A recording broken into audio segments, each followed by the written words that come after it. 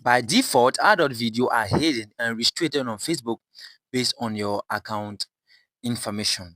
Even you are 18 years older and above, you may still need to review these settings yourself.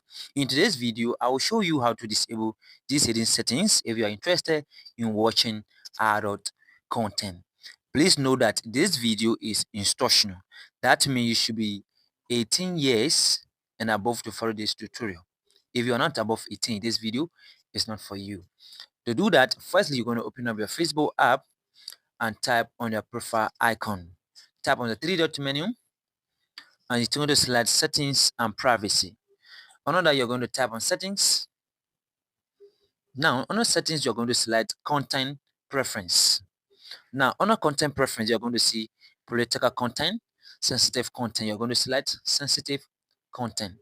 By default, my setting is set to show less. You may not see this content at all. If I'm interested in watching adult content, I'm going to put it on the default. You may see this content. I'm going to tap save.